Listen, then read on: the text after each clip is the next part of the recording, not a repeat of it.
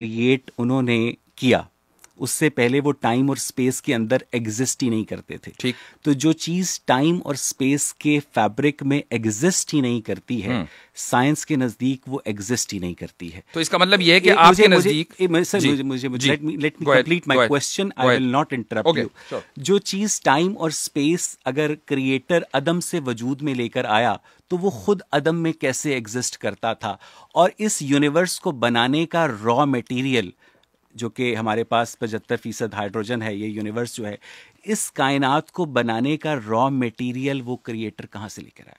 ठीक। आपने दो सवाल किए कि वो आदम में कैसे एग्जिस्ट करता था। वो आदम उसके लिए नहीं था, वो आदम मेरे और आपके लिए था। उसका तो वजूद ही वजूद था। Point number 1। अब मैं जवाब दे दूं आपको, जवाब दे दूं। नंबर 2, आपने कहा कि रॉ मटेरियल कहां से लेकर आया। अगर उसको रॉ मटेरियल कहीं से लाना हो तो फिर वो क्रिएटर किस काम का? क्रिएटर कहते ही उसको है जो हर चीज को बनाए, जो रॉ मटेरियल को भी बनाए और जो ट्रांसफॉर्म भी करे एक चीज से दूसरी चीज में। क्रिएटर वो है। अगर आप इस्लाम का या किसी भी मजहब का बुनियादी मुकद्दमा नहीं समझते तो फिर आप ये कैसे डिबेट कर सकते हैं? आप ये कह रहे हैं कि रॉ मटेरियल कैसे है? क्या रॉ मटेरियल क्रिएट नहीं हो सकता? बिल्कुल हो सकता है। अगर क्रिएटर को हम ऑल पावरफुल मान रहे हैं तो हम ये भी मान रहे हैं कि वो रॉ मटेरियल भी क्रिएट कर सकता है। बात ये नहीं है। बात ये है कि अगर आप उसको स्पेस में और टाइम में मानते हैं, मसलन कोई भी क्रिएटर है, उसको आपने स्पेसलेस नहीं माना, उसको आपने टाइमलेस नहीं माना, बल्कि उसी टाइम और स्पेस में माना जिसमें ये कायनात वजूद में आई है, तो क्या आप ये कह रहे हैं कि कायनात खुद से खुद वजूद में आ गई? मैंने ये कहा कि हमें तो पता ही नहीं है कि ये कायनात कैसे वजूद में आई है। ये दावा रिलीजन ने किया है कि ये कायनात तो जनाब, जब मैं ये कहता हूं कि हमें ये नहीं पता कि आदम कब आए थे, तो आपको मसला होता है? नहीं, क्योंकि आपके पास तो, क्योंकि हमने कभी ये दावा नहीं किया कि आदम कब आए थे। आपके पास तो डिवाइन गाइडेंस है ना सर। आप डिवाइन गाइडेंस का मतलब ये नहीं, आदम को पैदा किया। डिवाइन गाइडेंस का मतलब हरगिज ये नहीं है कि खुदा ने अपने सारे उलूम इंसान को मुंतकिल कर दिए। जाहिर है, जो इंसान सोच सकता था वो इस किताबों में लिख सकता था। वो एक अलग मसला है, वो आप टॉन्ट करते हैं, कोई मसला नहीं है। अच्छा, मुझे ये बताएं, coming back to the point, कि आपके नजदीक टाइम और स्पेस जो है वो क्रिएट हुए हैं। जी राइट सर? जी हाँ। टाइम और स्पेस एक क्रिएटर ने क्रिएट किए हैं, और वो टाइम और स्पेस का जो क्रिएटर है वो उससे पहले जिस अदम में था वो अदम में नहीं था। यही तो आपका सवाल गलत है। यही तो मैं कह रहा हूँ सर, कि मुझे समझा दें कि टाइम और स्पेस की क्रिएशन से पहले जी वो कहाँ था? जो था वो किस टाइम और स्पेस में एग्जिस्ट करता था? अच्छा। क्योंकि टाइम और स्पेस के बगैर कोई चीज एग्जिस्ट कर नहीं सकती। आप अपने सवाल में जो फैलेसी है वो समझ पा रहे हैं? नहीं सर, मुझे यही समझाइए। आप ये कह रहे हैं कि टाइम से पहले खुदा किस टाइम में था? नहीं, मैं ये कह रहा हूं कि खुदा जो था वो इस टाइम स्पेस फैब्रिक से पहले किस जमानो मकान में था? टाइम से पहले किस टाइम में था? टाइम और स्पेस के फैब्रिक, मैं और आप इस वक्त शिकागो के अंदर 2023 में बैठे हैं। ठीक है। अगर यहां पर मैं टाइम चेंज कर दूंगा तो आप दोनों में से कोई एक नहीं होगा, स्पेस चेंज कर दूंगा तो कोई नहीं होगा। इसीलिए जो आइंस्टाइन था वो जनरल थ्योरी ऑफ रिलेटिविटी के अंदर टाइम स्पेस फैब्रिक की बात करता है। मुझे ये बताइए कि जमानो मकान तो खुदा ने तख्लीक की, तो उस तख्लीक से पहले वो कहां था? जब जमानो मकान उसने तख्लीक किए हैं तो जमानो मकान को आपने मखलूक मान लिया। ठीक है। नहीं, तो ये आपका दावा है कि आप ही तो कह रहे हैं कि जमानो मकान को अगर उसने तख्लीक किया है तो फिर यानी मैं उसका फैलेसी बता रहा हूं। मैंने कहा कि जमानो मकान जो है आपके नजदीक खुदा की तख्लीक है। ठीक है, आपके नजदीक खुदा की तख्लीक है। हम तो ये कहते हैं कि हमें नहीं पता।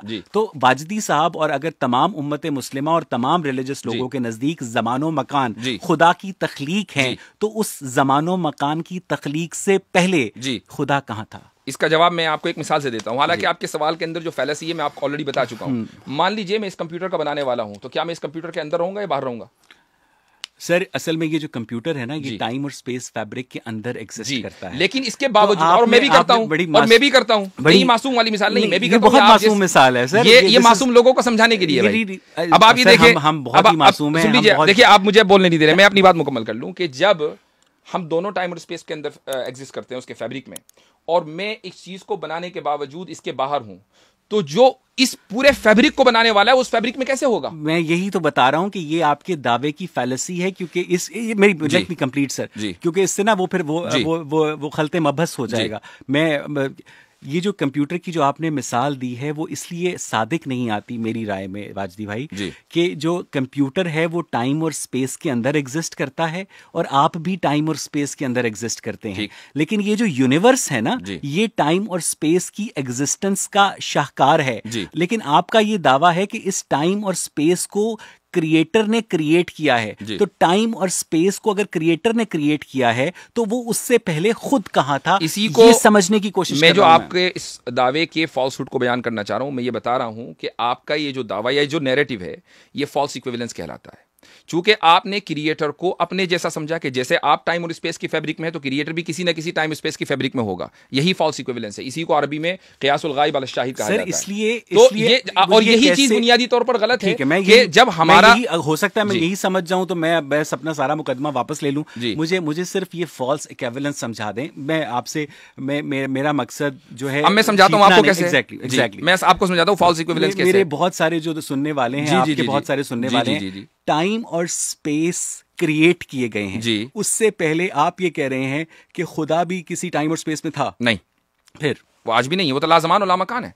यानी वो नहीं है, वो लाज़मान और लामकान खुसूसियात ना होने की होती हैं सर। ये लाज़मान और लामकान है जी नहीं। ये इसीलिए मैं कह रहा हूं कि ये जो खुसूसियात ना होने की होती हैं ये मादी चीज के ना होने की खुसूसियात होती हैं। हम खुदा को मादी ही नहीं मानते। अच्छा, वो मादी नहीं है? बिल्कुल नहीं है। अगर वो मादी होता तो वो किसी ना किसी ज़मान और मकान में होता। वो मादे का क्रिएटर है। क्योंकि अगर वो मादी होगा, अब मैं आपको बताता हूं क्यों नहीं है। अगर वो मादी होगा तो उसका भी कोई ना कोई क्रिएटर होगा, और अगर उसका भी वो भी मादी होगा और उसका भी कोई ना कोई क्रिएटर होगा। इसी को आप कहते हैं इन्फिनिट रिग्रेस। तो क्या आप इन्फिनिट रिग्रेस को फैलेसी नहीं मानते? जी बिल्कुल मानते हैं। मुझे ये बताइए कि एक गैर मादी चीज जो है जी वो मादे को कैसे ज़हूर में लाती है? इसलिए कि आपने सिर्फ मादी चीजें देखी हैं। हम चूंकि जिन चीजों के यूज्ड टू हैं, हम उन्हीं चीज के ऊपर बुनियाद बनाकर फैसला कर लेते हैं।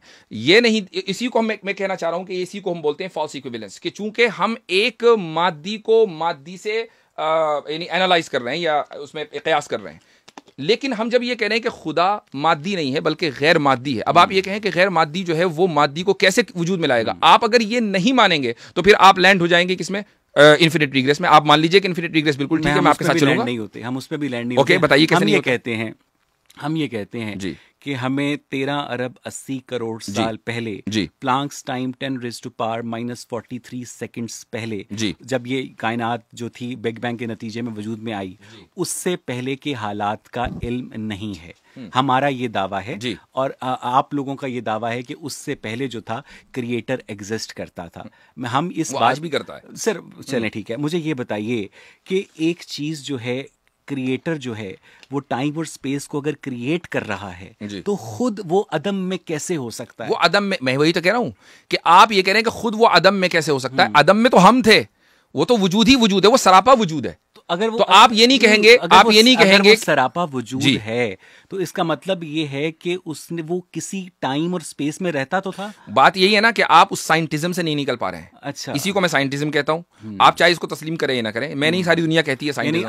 हम साइंटिज्म, हम साइंटिस्टिक बिलीव नहीं रखते हैं। साइंटिफिक हम थ्योरीज मान लेते हैं, लेकिन साइंटिस्टिक बिलीव नहीं रखते हैं। उसकी वजह यह है कि आप किसी भी चीज को जांचते और नापते हैं मादे के जरिए। गैर मादी वजूद के आप कायल नहीं है। नहीं है ना? आप कैसे हुए? आप गैर मादी वजूद के, आप गैर मादी वजूद के कायल हैं? नहीं हूं ना सर। नहीं है ना? आप कैसे हुए? आपके अंदर शऊर नहीं है सर। तो जो शऊर है वो मादे का मजहर है। Consciousness is the reflection of. आप ये कह रहे हैं कि शऊर और ब्रेन दोनों एक चीज है? नहीं, एक चीज नहीं है। ओके, क्या है वो? ब्रेन शऊर क्या चीज है? एक फिजिकल चीज है, और ब्रेन के अंदर जो इलेक्ट्रिकल एक्टिविटी है, जो उसकी मैनिफेस्टेशन है, वो कॉन्शियसनेस है। ठीक है सर, इधर उधर की बातें नहीं, इधर उधर की नहीं, बहुत इंपॉर्टेंट है। अगर हम मादे और गैर मादे की बात कर रहे हैं तो शऊर के ऊपर तो बात होगी, क्योंकि शऊर एग्जिस्ट करता है और गैर मादी है। आप मुझे बता दीजिए कि शऊर एग्जिस्ट नहीं करता, क्या या कह दीजिए कि वो मादी है। क्या जो शऊर है जी वो दिमाग के बाहर एग्जिस्ट करता है? क्या दिमाग के बगैर? बिल्कुल कर सकता है, बिल्कुल कर सकता है। सर मुझे ये समझा दें, बिल्कुल कर सकता है। मुझे ये बताएं कि वाजिदी हाँ, साहब का जो शऊर है, ये जरूर है, आपकी वफात के बाद क्या एग्जिस्ट करेगा? ये जरूर, बिल्कुल हो सकता है, बिल्कुल हो सकता है। मैं लेकिन अगर आप ये कहें कि मादा यानी शऊर और दिमाग दोनों एक ही चीज है, अगर आप ये साबित कर दें तो फिर मैं अपने इस दावे को वापस ले लूंगा। सर मुझे लेकिन अगर आप ये दो अलग अलग चीजें हैं, अगर ये दो अलग अलग चीजें, शऊर जो है दिमाग की प्रॉपर्टी है, दिमाग का करेक्टरिस्टिक है, दिमाग की सिफ्त है। जब ब्रेन डेथ हो जाती है तो शऊर खत्म हो जाता है। हमारे जो न्यूरल सर्किट्स होते हैं उनमें न्यूरॉन्स की बम्बार्टमेंट होती है, जिसके नतीजे में कॉन्शियसनेस इवॉल्व होती है।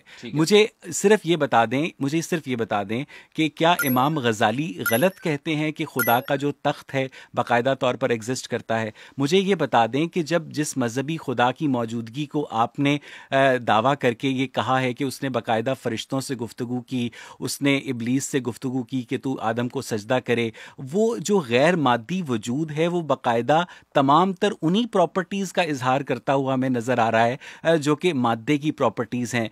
तो इसका मतलब ये है कि आप अभी तक मुझे ये नहीं बता सके कि एक गैर मादी वजूद जो है मादे को कैसे ज़हूर में लेकर आया। आपने शऊर को ये कहा कि इंसान जब मर जाता है, उसका ब्रेन डेड हो जाता है, तो शऊर भी खत्म हो जाता है, उस इंसान का शऊर खत्म हो जाता है। ठीक है, आपकी स्क्रीन के ऊपर जो है एक साइंटिस्ट की टेस्टिमोनी है, मैं वो पढ़कर सुना रहा हूँ और साइकोलॉजी टुडे में है।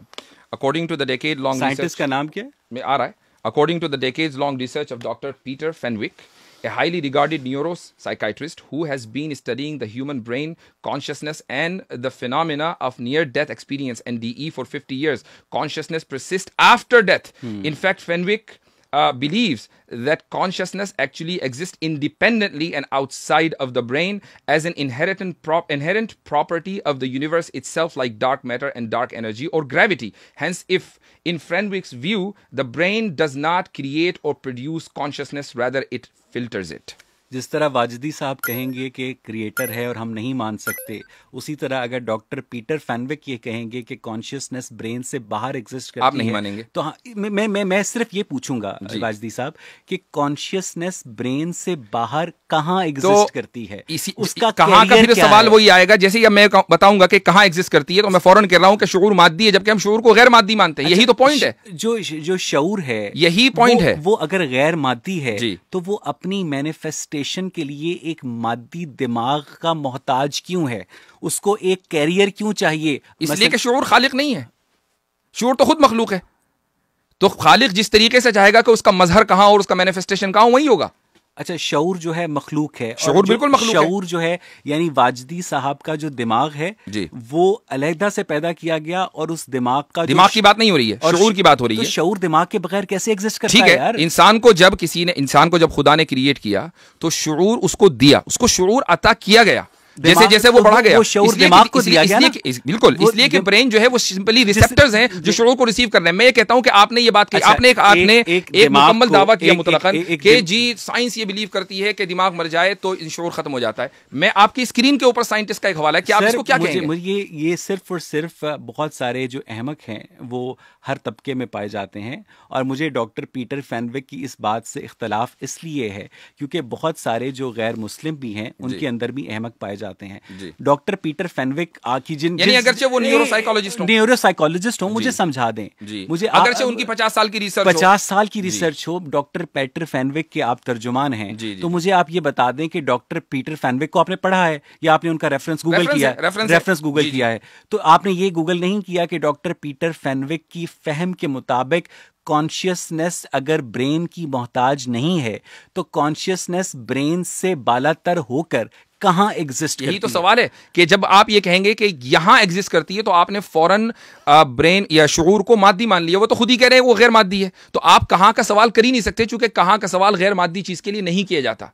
अच्छा, ये अच्छा, शऊर और दूसरी बात ये है कि फ्रेनविक का ये दावा नहीं है कि चूंकि मैंने ये डिस्कवर कर लिया कि शऊर ब्रेन से इंडिपेंडेंट होता है, लिहाजा अब मेरे ऊपर ये भी जिम्मेदारी है कि मैं ये बताऊं कि वो कहां होता है।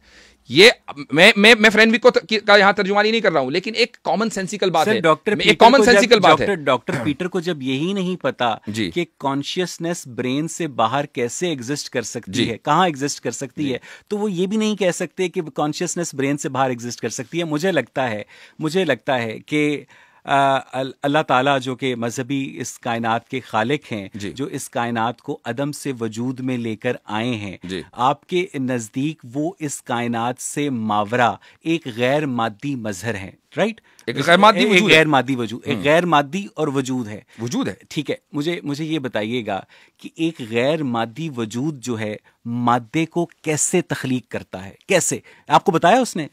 अगर आप ये जो सवाल कैसे का करते हैं, ये सवाल मजहब से न करें, ये सवाल साइंस से करें। मजहब ने तो दावा ही नहीं किया, चूंकि मजहब ने तो किसी साइंस ने तो किसी गैर मादी वजूद के मौजूद मैं गैर मादी की बात नहीं कर रहा हूं, मैं साइंस की बात कर रहा हूं कि साइंस बताती है कि एक चीज कैसे चलती है, मजहब ये बताता है कि क्यों होता है। आप इसको भी तस्लीम करते हैं? मैं इस बात को तस्लीम जब आप इसको तस्लीम कर रहे हैं तो किसी मजहब से ये सवाल करना कि नहीं मुझे ये मालूम होना चाहिए कि खुदा ने कैसे तस्लीम किया। जब खुदा ने कैसे तख्लीक किया, सवाल ये है कि क्या खुदा के लिए उसके तख्लीक के या खालिक होने को साबित करने के लिए मेरा और आपका उस पूरे प्रोसेस का जानना जरूरी है? इसलिए जरूरी है कि अगर वाकई कोई खालिक होता जी तो उसको तो आपको बताता, उसको शर्म ना आती बताने वो आपको बताता। हमारे नजदीक चूंकि रिलीजन मैन मेड है जी और यहाँ पर इंसान के पर जलते हैं, और चूंकि इंसान को खुद नहीं पता था कि उसके मुबैना खालिक ने किस तरह से इस कायनात को खल्क किया, तो इसलिए आप नहीं बताने के काबिल। तो यानी आप ये कह रहे हैं कि खुदा ने जो कुछ किया वो अपने बंदों को, अपनी मखलूक को बताए? वो जाहिर है ना, क्योंकि उसको ये वाकई इतना जाहिर है, उसको बड़ा शौक है, ये वाकई इतना जाहिर है, उसको बड़ा शौक है अपनी इबादत करवाने का। वो हमारे लिए एक दोज़ख की आग जलाकर बैठा हुआ है, वो हमारे लिए एक जन्नत तैयार करके बैठा हुआ है, वो हमें सेट ऑफ रूल्स देता है कि ये करो, ये करो, ये करो, ये करो, ये खाओ, ये पियो, ये ठीक है। तो जब उसको इतना अपनी इबादत करवाने का, इतनी अपनी ओबीडियंस का शौक है और इतना वो गुस्से वाला है कि जो उसकी ओबीडियंस नहीं करता उनके लिए वो दोज़ख जलाकर बैठा है, तो वो कम से कम मुझे यही नहीं बता सकता कि वो इस कायनात को कैसे वजूद में लेकर आया, वो मुझे यही नहीं बता सकता कि उसने इंसान को कैसे बनाया। मुझे ये जानने का हक है ना। अगर आप अपने मुलाजिम को तनख्वाह देते हैं तो वो आपकी बात मानेगा ना। अगर आप खुदा के वजूद ही को नहीं मानते हैं तो फिर ये सवाल कि खुदा ने कायनात को कैसे बनाया इररेलेवेंट हो जाता है। इसलिए इररेलेवेंट नहीं होता क्योंकि अगर आप मुझे ये समझा, क्योंकि अगर खुदा ये कहे कि मैंने इस तरह बनाया कि मैंने कहा कुन और कायनात बन गई, आप ये कहेंगे मैं तो नहीं मानता, क्योंकि मुझे तो साइंटिफिक। हाँ, ये सवाल आपने गामदी से किया था, यही सवाल आपने गामदी से किया था, यही सवाल आपने गामदी साहब से किया था। अब मैं जवाब देता हूँ। गामदी साहब ने आपको जवाब नहीं दिया होगा, लेकिन मैं देता हूँ आपको जवाब कि जब हम ये कहते हैं कि खुदा ने कुन कहा, तो अब आप ये सवाल कहें कि अच्छा अरबी में कहा था या संस्कृत में कहा था। सवाल यह है कि किसी भी चीज को कहने के लिए क्या आपको यह जानना जरूरी है कि किस जबान में कहा था? मैं ये कहूं होल्ड ऑन, मैं ये कहूं कि इमरुल कैस ने या शेक्सपियर ने या इकबाल ने यह बात कही है, अब आप फौरन ही पूछें अच्छा किस जबान में कही है? किसी न किसी जबान में कही होगी, किसी न किसी जबान में कही होगी, लेकिन हमें जब खुदा बताएगा ना, हमें जब खुदा बताएगा तो वो उस जबान में बताएगा कि जिस जबान को हम समझते होंगे, वो उस जबान में नहीं बताएगा। अब मिसाल के तौर पर कुरान में जो है पाइथन लैंग्वेज नहीं लिखी होगी, या उसके अंदर जो है कोई आईटी की लैंग्वेज नहीं लिखी होगी कि इस जबान में कहा था। कुरान में वो जबान लिखी होगी। अच्छा चले ठीक है, आप बिल्कुल ठीक है, समझता है। मैं आपकी ये बात, मुझे यकीन है कि गामदी साहब ने जवाब आपको नहीं दिया होगा। ये बात आर्गुमेंट के तौर पर तस्लीम करता हूं कि हमें ये नहीं पता कि वो किस जबान में कहा था, लेकिन आप ये कहना चाह रहे हैं कि उसका मफहूम ये था, हो जा ठीक है, मैं एग्जैक्टली उसका हुक्म था। मुझे ये बताएं कि जब अल्लाह ताला ने फरिश्तों को हुक्म दिया कि आदम को सजदा करो, और फिर इब्लीस जो कि फ़रिश्ता नहीं था, जिन था, उसने आदम को सजदा नहीं किया, और फिर उसके बाद उसने कहा कि मैं तेरी मखलूक को बहकाऊंगा, ऑल दैट। तो ये सारी जो गुफ्तगू थी ये किस लैंग्वेज में हुई? We don't know. अच्छा, तो इररेलेवेंट है। हमें जिस जबान में बताया गया वो अरबी है। अच्छा, वो किसी भी जबान में हो सकती है, इसलिए इररेलेवेंट नहीं है, क्योंकि अगर वो कोई जबान होती तो आपको उसका पता होता। अच्छा, आपको दुनिया की सारी जबानों को पता है, जो खत्म हो गई वो भी पता है, जो हमें एग्जैक्टली हमें क्या कहते हैं, जिस जबान का जो क्रिएटर है वो अभी 1400 साल पहले अपनी आखिरी किताब लिखकर फारिग हुआ है, ठीक है, उसको तो पता था ना, उसको तो पता था ना कि मैं कौन सी जबान में गुफ्तगू कर रहा था आदम के साथ। मैं यही कह रहा हूं कि पता था ना मैं कौन सी जबान में गुफ्तगू कर रहा हूं। खुदा को ये बताना जरूरी है, तो आप अपने लिमिटेड वो अपनी इबादत करवाना चाह रहा है, तो मैं कहता हूं ठीक है, कोड ऑफ रूल्स दे रहा है। इससे क्या फर्क पड़ता है कि वो ये बताए कि मैंने किस लैंग्वेज में गुफ्तगू की थी? इससे ये फर्क पड़ता है, ये साबित करें आप कतई तौर पर। इससे ये फर्क पड़ता है कि जब कोई कहानी बनाई जाती है ना वाजदी साहब, उसमें बहुत सारे लूप होल्स रह जाते हैं, और चूंकि आप मुझे जबान का नाम नहीं बता रहे, आप मुझे ये नहीं बता रहे कि उसने आदम को कहाँ बनाया, आप मुझे ये नहीं बना रहे कि उसने आदम को कब बनाया, कैसे बनाया, तो आपको जब इतनी बुनियादी बातों का ही नहीं पता और आप मुझसे मुतालबा कर रहे हैं कि मैं इस कायनात के खालिक के तौर पर उस वैक्यूम के अंदर उस गॉड को प्लेस कर दूं जो मेरे इन बुनियादी सवालों के जवाब देने से कासिर है, ठीक है, तो और वो मेरे से डिक्टेट करता है मेरी जिंदगी को, तो सर मेरे लिए तो बड़ा मुश्किल है ऐसे बंदे। नहीं, आपके लिए तो मुश्किल है, मैं समझ रहा हूं कि क्यों मुश्किल है। बात ये नहीं है, बात क्यों मुश्किल है, क्यों समझ रहे हैं? वो इसलिए कि आपका एक वर्ल्ड व्यू है, और उस वर्ल्ड व्यू में आपने आंखें खोली हैं, यानी अपना शऊर की आंखें खोली हैं, और वर्ल्ड व्यू है कि भाई खुदा अगर मौजूद नहीं होगा तो आदमी चाहे जो करे, जाहिर सी बात है कि क्यों मजहब की रिस्ट्रिक्शन के तहत रहे, ये एक वर्ल्ड व्यू है। तो ऑब्वियसली बात है आपका ये वर्ल्ड व्यू इसलिए गलत है, तो ऑब्वियसली बात है, मेरी बात सुनिए, मैं अपनी बात मुकम्मल करूं, आपने अपनी बात रख दी है। आपने कुछ बातों की कहा कि ये बुनियादी बातें हैं कि खुदा ने किस लैंग्वेज में बात की, ये बुनियादी बात है, खुदा ने कहां बात की, ये बुनियादी बात है, जबकि कायनात को तख्लीक किया, ये बुनियादी बात है, जबकि ये सारी चीजें बुनियादी नहीं है, ये खुदा के वजूद के लिए बुनियादी नहीं है। इसी अगर ये बुनियादी बात होती ना तो मैं भी और सारी दुनिया ऑब्जेक्टिवली इस चीज को बुनियादी मान नहीं होती, ये लेकिन आप सब्जेक्टिवली अकेले और तराक्तने तन्हा, या आपके जो ग्रुप होगा वो इस चीज को बुनियादी मान रहा है। तो सवाल यह है कि अगर ये बुनियादी होती तो सबके नजदीक बुनियादी होती। मिसाल के तौर पर मेरा और आपके वजूद की बुनियाद ये है कि हमारा कोई ना कोई डायमेंशन हो। सारी दुनिया इसको तस्लीम करती है कि हमारा कोई लेंथ, विड्थ और डेप्थ होना चाहिए, तभी हम वजूद अपना रखेंगे। तो अगर ये बात है, ऑब्जेक्टिवली सारे इसको तस्लीम करते हैं, ये बुनियाद है हमारे वजूद की। अगर खुदा के वजूद की यही बुनियाद होती ना, तो ऑब्जेक्टिवली सारे इसी को मान रहे होते, जबकि इसको नहीं मानते। इस वजह से क्या कहते हैं, ये बुनियाद जो है बहुत ज़रूरी है समझना, क्योंकि आपके अल्लाह ताला उनको बनाए, उन्होंने कुरान, उन्होंने कौन सा वाला अल्लाह? सर मैंने कहा ना आपका अल्लाह ताला जो कि आप लोगों ने घड़ा हुआ है, वो अल्लाह ताला जो है, जो भी है, जिस तरह वो मिकी माउस है, जिस तरह पिंक पैंथर है। नो, होल्ड ऑन, मैं चाहूंगा कि आप इस ताबीर को वापस लें। मैं वापस लेता हूँ, मैं मेरे से गलती हुई, आई टोटली गेट। मेरे नज़दीक वो सिर्फ और सिर्फ ये ख्याली कैरेक्टर था, इस वजह से कहा था, वरना मैं क्या मेरा जो मकसद था वो तौहीन नहीं था। ठीक है, तो तौहीन तब होती है जब मैं अगर आपकी तौहीन करूंगा तो पता चल जाएगा ना, लेकिन मेरे नज़दीक आप हैं। मुझे पता चल गया था ना, तो इसलिए मैंने आपसे कहा। मेरा जो गुमान था वो कभी भी तौहीन नहीं था। ठीक है, आप मुझे देखेंगे कि मैं आपकी किसी भी मजहबी शख्सियत की यहाँ पर कभी भी उनके खिलाफ उनकी तौहीन आमेज लहजे में बात नहीं करूंगा। मैंने आपसे ये कहा कि आपने अपनी गुफ्तगू में ये कहा कि मेरे नज़दीक इस कायनात का खालिक वही मजहबी अल्लाह है जो कि कुरान का जो है मुसन्निफ है। तो फिर आपने ये कहा कि हम पहले खुदा की आइडेंटिटी पर बात करते हैं, खुदा के वजूद पर बात करते हैं, और फिर उसकी आइडेंटिटी पर बात करते हैं, और फिर जब मैंने आपसे उसकी अदम में मौजूदगी का सबूत मांगा तो आपने मुझे नहीं दिया। मुझे मेरे मुंह में डाले कि मैंने नहीं दिया।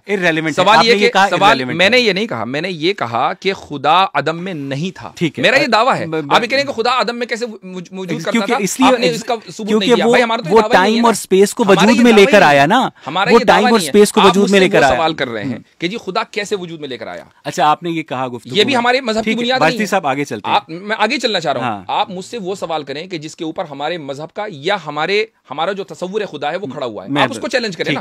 आप उसको ना चैलेंज करके वो चीजें चैलेंज कर रहे हैं कि जो इररिलेवेंट है। Let me complete my question कि क्या कहते हैं, कुरान मजीद फुरकान हमीद में आपका जो अल्लाह ताला है वो बाकायदा आदम की तख्लीक का बयान करता है, उसके बाद फ़रिश्तों से अपनी गुफ्तगू का बताता है। और ये बिल्कुल अगर ऐसा हुआ था, जो कि हम समझते हैं नहीं हुआ था, अगर ऐसा हुआ था तो ये बिल्कुल इंसानियत के इब्तदाई तरीन मराहिल हैं। ठीक है, और अगर इंसानियत के इब्तदाई इन मराहिल को डिस्क्राइब किया जा रहा है एक किताब में, तो मैं तो अगर नहीं भी मानता वाजदी साहब, तो मैं उसी आदम की औलाद हूँ। ठीक है, मैं आप भी उसी आदम की औलाद हैं। अगर क्या कहते हैं, अगर वो है, तो जो एक कुरान मजीद के अंदर अल्लाह ताला आदम की तख्लीक के किस्से को इतना इम्पोर्टेंट समझता है, अपनी गुफ्तगू को इतना इम्पोर्टेंट समझता है, तो वो तो ये बता सकता था ना कि मैंने आदम के साथ किस लैंग्वेज में गुफ्तगू की।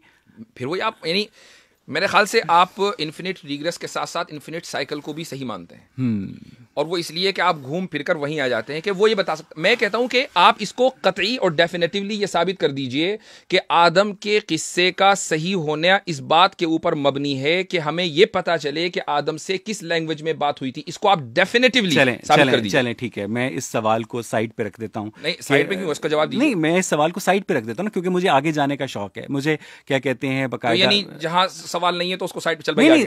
आपने ये कहा कि उसकी जो लैंग्वेज है वो एक इन्फिनिट साइकिल का सवाल है। ठीक है, आप उसके बाद कोई भी नई बात ले आएंगे तो आप ये कहेंगे कि इसका इस केस से कोई ताल्लुक नहीं है। मैं एग्जैक्टली यही आपका पॉइंट है, उसका लैंग्वेज का इस केस से कोई ताल्लुक नहीं है वाजदी साहब। और क्या कहते हैं, खुदा ने इंसान को कहाँ बनाया, इसका भी इस केस से कोई ताल्लुक नहीं है। खुदा ने इस कायनात को कैसे बनाया, इसका भी इस केस से कोई ताल्लुक नहीं है। अब आ जाती है वाजदी साहब ये बात कि अल्लाह ताला ने हमसे जो मुतालबात किए हैं, अल्लाह ताला ने हमसे जो मुतालबात किए हैं कि क्या कहते हैं, ऐसी बात है बुनियादी अखलाकियात की जो कि कुरान मजीद के अंदर लिखी है और वो इंसानों को नहीं पता थी। ठीक, क्या हमने खुदा के वजूद को तस्लीम कर लिया? नहीं कर लिया ना, क्योंकि कोई दलील ही नहीं, कोई भी दलील मेरी अभी तक के खुदा के वजूद के ताल्लुक से नहीं आई है। ठीक है, आपकी स्क्रीन के ऊपर पहली दलील है, अगर आप उधर देख लें, argument from evil and good. इसके दो प्रेमिसेस हैं। If the universe has existed by itself, it would have either evil और good due to the lack of consciousness. B, the universe has evil and good both, therefore the universe has not existed by itself. Who created evil? God, of course. So God is evil? No. The creator of evil is not evil. यही तो fallacy है। The performer of evil is evil, not the creator. इसलिए कि मैं उसकी मिसाल दे देता हूं, मैं मिसाल ये दे देता हूं कि मसलन आप मेरे स्टूडेंट हो, ये मेरे सारे स्टूडेंट बैठे हुए हैं यहाँ पर, मैं इनको जब एग्जाम देता हूं ना, तो इस एग्जाम के अंदर अगर मैं मल्टीपल चॉइस दूं तो 3 जो ऑप्शंस होते हैं वो रॉन्ग होते हैं और 1 सही होता है। अगर ये कहें कि यार ये कैसा उस्ताद है कि ये 3 उसने रॉन्ग दे दिए, इसको खुद कुछ नहीं पता है, वो मैंने इसलिए दिए हैं ताकि मैं इनकी नॉलेज को जांचूं। जब हमारा बुनियादी मजहबी मुकद्दमा ये है, और सिर्फ मेरा नहीं, तमाम ईसाइयों का, तमाम यहूदियों का, तमाम मुसलमानों का, सारे जितने भी अहले मज़ाहिब हैं जो मोनोथीस्टिक रिलीजन है, उनका ये मुकद्दमा है कि हम इस दुनिया में इम्तिहान के लिए और इब्तिला के लिए हैं, जिसका नतीजा उसको पहले से पता है। कंप्लीट, हम इस दुनिया के अंदर एक इम्तिहान के लिए हैं कि हम अपने खुदा को पहचाने। अगर पहचान लेंगे तो जन्नत में जाएंगे और नहीं पहचानेंगे तो जहन्नम में जाएंगे। अगर हमारा बुनियादी मुकद्दमा ये है तो उस मुकद्दमे के सही होने के लिए ईवल का होना जरूरी है इस दुनिया में। और अगर आप ये कहते हैं कि ये कायनात खुद से खुद वजूद में आ गई है या किसी मादे ने बता दिया, तो फिर क्या इस कायनात के अंदर ईवल पॉसिबल था? मुझे सिर्फ चलिए, खुदा, आपने जिस तरीके से मेरा क्वेश्चन साइड में रखा ना, मैं भी खुदा को साइड में रखता हूं। आप मुझे बताइए कि ईवल क्यों है? क्योंकि इंसान जो है वो क्या कहते हैं, अपने सर्वाइवल के लिए बहुत सारे ऐसे काम करते हैं जो कि इंसानों को नहीं करने चाहिए, इसलिए ईवल एग्जिस्ट करता है। नहीं तो इंसानों की वायरिंग जो जिस तरह मादा है, मान ली पत्थर है, उसका कोई शऊर नहीं है, तो सारे इंसानों को एक ही तरह सोचना चाहिए था ना, कोई बुराई की तरफ ना सोचता। ये सारे अच्छाई होते, ये सारे बुरे होते। ऐसा क्यों हुआ कि कुछ अच्छे हैं कुछ बुरे हैं? कायनात में ईवल एग्जिस्ट करता है। इसलिए कायनात में ईवल एग्जिस्ट करता है कि तमाम इंसान जो हैं वो मुख्तलिफ जीन म्यूटेशंस के नतीजे में वजूद में आते हैं। अगर आपने ये कहा वाजदी साहब कि अल्लाह ताला ने इंसान को इम्तहान के लिए बनाया कि ये मुझे पहचानेगा या नहीं, इसका मतलब ये है कि जब आप अपने मदरसे में अपने तलबा का इम्तहान लेते हैं तो आपको नहीं पता होगा कि कौन फर्स्ट आएगा कौन सेकंड आएगा, लेकिन आपके अल्लाह ताला को तो इस इम्तहान का नतीजा भी पहले से पता। आपने मेरे सवाल का जवाब नहीं दिया। मुझे मेरे सवाल का, देखिए मेरे सवाल का जवाब दें आप लेके जाएंगे मुझे तकदीर के मसले पर, तो हम कभी भी आपने कहा कि ईवल क्यों एग्जिस्ट करता है, आपका जो वर्ल्ड व्यू है उसके एतबार से ईवल कैसे एग्जिस्ट करता है कि ईवल कोई एब्सोल्यूट टोटलिटी में टर्म ही नहीं है कि आप जिस तरह ये माइक एग्जिस्ट करता है, जिस तरह ये घड़ी एग्जिस्ट करती है, जिस तरह मैं एग्जिस्ट करता हूं, इस तरह ईवल जो है एब्सोल्यूट टोटलिटी में एग्जिस्ट नहीं करता है। अगर मैं पाकिस्तान में, अगर मैं इंडिया में किसी की बीवी का हाथ चूमता हूं तो ये ईवल है। अगर मैं फ्रांस में किसी की बीवी का हाथ नहीं चूमता हूं तो मुझे मैनर्स नहीं है। अगर मैं पाकिस्तान या इंडिया की मुस्लिम पॉपुलेशन में सूअर का गोश्त खाता हूं तो ये ईवल है। शराब पीता हूं तो ये ईवल है। लेकिन अगर यही काम मैं वेस्टर्न सिविलाइजेशन में नहीं करता हूं तो ये सिर्फ और सिर्फ मेरी चॉइस है। तो ईवल अपनी, अगर आप इंसाफ ना करें तो, अगर ईवल, इंसाफ जो है वो इंसानों का मजहर है ना। आप इंसाफ ना करें, ईवल है कि नहीं ऑब्जेक्टिवली? इंसाफ की जरूरत कब होती है? इंसाफ की जरूरत तब होती है जब एक इंसान दूसरे इंसान का हक खाता है। और दुनिया के तमाम जो एथीस्ट्स हैं, मैं ये नहीं कह रहा हूं इंसाफ, आप मेरी बात का जवाब सुन लीजिए, मेरी बात सुन लीजिए, आपके मैं कहना क्या चाह रहा हूं। मैं ये नहीं कह रहा हूं कि इंसाफ की आपको जरूरत कब होती है। जाहिर सी बात है, जब जुर्म होता है तो इंसाफ की जरूरत होती है। क्या आप इंसाफ न करने को ऑब्जेक्टिवली ईवल मानते हैं या सब्जेक्टिव ईवल मानते हैं? ऑब्जेक्टिवली ईवल मानते हैं। अभी तो आपने कहा कि ऑब्जेक्टिवली ईवल नहीं होता। ईवल जो है किसी काम के अंदर एग्जिस्ट करना चाहिए ना। तो जब पोर्क खाना, आपने सारी मिसाल किसी काम की दी है ना, तो इंसाफ करना भी तो एक काम है ना। जब आप उस काम को, जब आप उस तकाजे को पूरा नहीं करेंगे, जब आप किसी पर जुल्म करेंगे, ठीक है, तो उसके बाद इंसाफ की जरूरत पेश आएगी। ठीक है। जब बुराई अपनी टोटलिटी, देखिए मेरी बात सुनिए, जब सूअर का गोश्त, मेरी बात आप समझ गए? मैं समझ गया, मैं उसी को एड्रेस कर रहा हूं कि जो सूअर का गोश्त खाना है उस पर अगर मुझे मतून किया जाएगा और मुझे जज किया जाएगा, सब्जेक्टिव है ना वो तो, सब्जेक्टिव मान रहे हैं, सब्जेक्टिव है। मुझे ये, लेकिन आपने ये कहा कि ऑब्जेक्टिवली ईवल एग्जिस्ट नहीं करता। ऑब्जेक्टिवली ईवल एग्जिस्ट नहीं करता, लेकिन उसकी जो जजमेंट है वो एग्जिस्ट करती है। यानी इंसाफ ना करना, एक आदमी इंसाफ नहीं कर रहा है, क्या इसको आप ऑब्जेक्टिवली ईवल मान रहे हैं? आपने भी कहा मान रहे हैं। मैंने कहा कि इंसाफ जो है वो सब्जेक्टिव ईवल की जजमेंट है, सब्जेक्टिव ईवल की जजमेंट है, और इंसाफ के जो तकाजे हैं, ठीक, वो इंसाफ किसी भी तरह हो सकता है। मुझे ये बताइए, let me help you as well, कि एक इंसान को यहाँ पर कत्ल कर दिया जाए या कि दुनिया के किसी कोने में कत्ल कर दिया जाए, उसके इंसाफ के तकाजे मुख्तलिफ होंगे। ठीक है, इस तरह मसलन हिटलर ने 6 मिलियन लोगों को मारा, उसने कहा मैंने इंसाफ के तकाजे मुख्तलिफ होंगे। इसी तरह अगर दुनिया के किसी दूसरी कोने में शराब पी जाए और यहाँ शराब पी जाए तो इंसाफ के तकाजे मुख्तलिफ होंगे। इसीलिए इंसाफ, लेकिन बात हो रही इंसाफ इंसाफ, उसके तकाजों की बात नहीं हो रही है। कंप्लीट ना कि जब ईवल जो है वो सब्जेक्टिव है, लेकिन उस ईवल की जो जजमेंट है कि आपने इंसाफ के पलड़े में उसको लाना है, वो एक क्या कहते हैं मेरे नजदीक एक ऑब्जेक्टिव चीज है। अब इस बात को थोड़ा सा नैरो डाउन वापस की तरफ करते हैं कि आपके नजदीक इस कायनात के अंदर खुदा की मौजूदगी इसलिए जरूरी है कि जो ईवल है उसको बाकायदा पनिश किया जा सके, उसको बाकायदा लगाम डाली जा सके। सिर्फ यही नहीं है, बल्कि इसलिए चूंकि इस कायनात में जो आप खुद ही कह रहे हैं कि ऑब्जेक्ट